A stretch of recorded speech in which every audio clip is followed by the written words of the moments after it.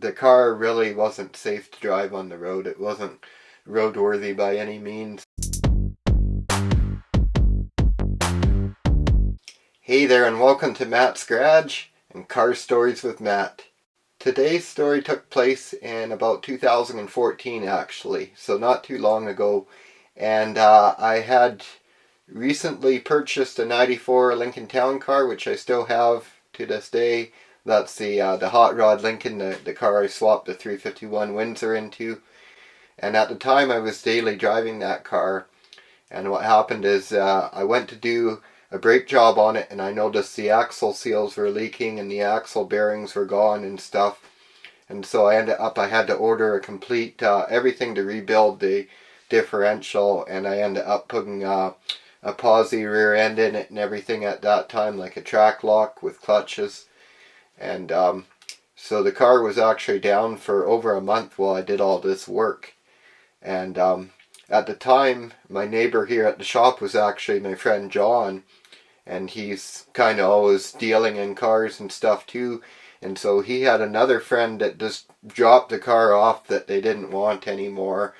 And it was a 2001 Ford Taurus. And I'm not the biggest Ford Taurus fan because I had a 99 Ford Taurus and it was a really bad car for me.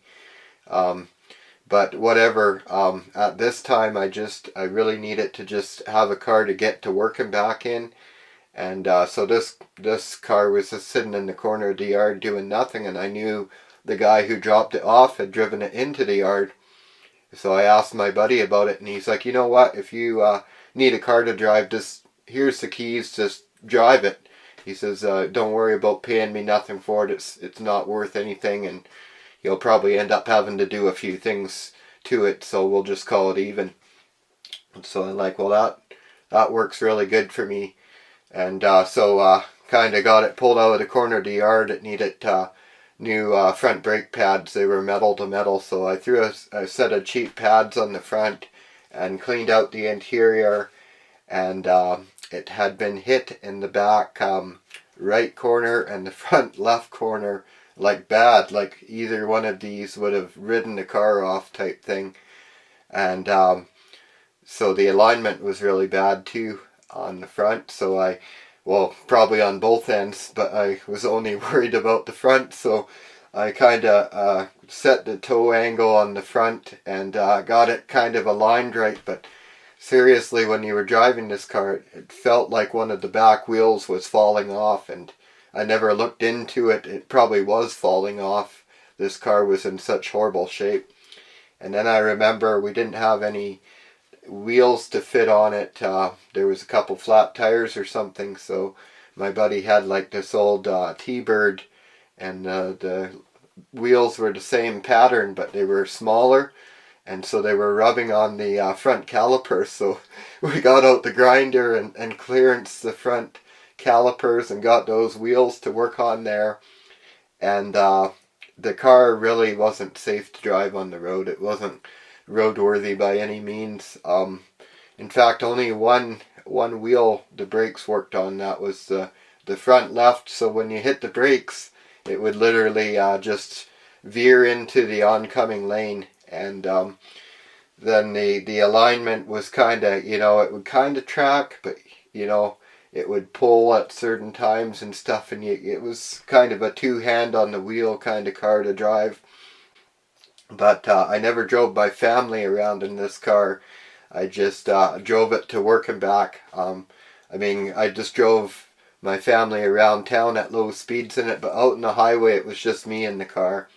And so I actually put 3,000 kilometers on this car, commuting to work and back for over a month in it, and it never gave me any trouble at all.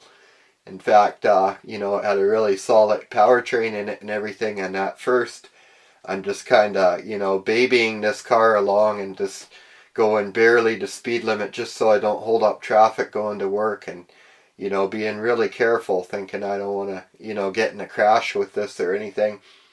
And you know how it is when you drive a decrepit car for a while, and you just kind of get used to all the little defects and you get used to compensating for them. And by the time I'd driven this car for about a week, it felt like a normal car to me, and I started driving it like one.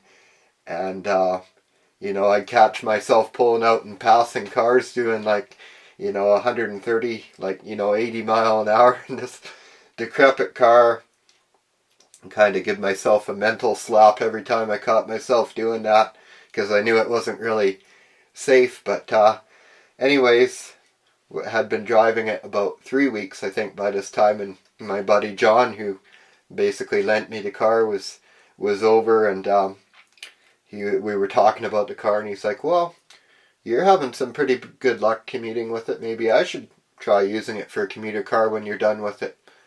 Like, well, it's got a few issues, but once you get used to them, yeah, it drives not bad. I said, keys are in it. Why don't you go take it for a spin while I've got it plated up and everything, and you can see what you think.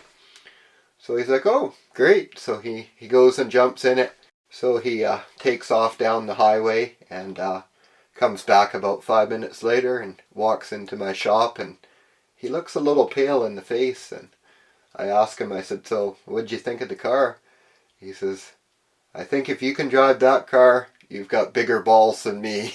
So I guess, yeah, the car was really very decrepit. John is a mechanic, and so, he can tell right away when something's going wrong with the car just by driving it. So, yeah, I still drove it for another week and a half or two after that, and then I had my Lincoln back, and all was good. So kind of got away with that. I actually remember on the last couple days that I was driving it, the front left wheel, as I said, it only braked on the front left, and it also only had 4 wheel studs. One of them was broke on the front left. So all the braking power was happening on the same wheel that was missing a wheel stud. And what happened is it stretched the other studs, and the wheel actually came loose on me. So I almost lost a wheel one time, but I noticed that it was kind of flapping, and got it tightened up again, and all was good there. But yeah, I don't really recommend driving cars like that. But it makes a good story. So I do hope you enjoyed. And thanks a lot for watching. Don't forget to like and subscribe, and have yourself a great day.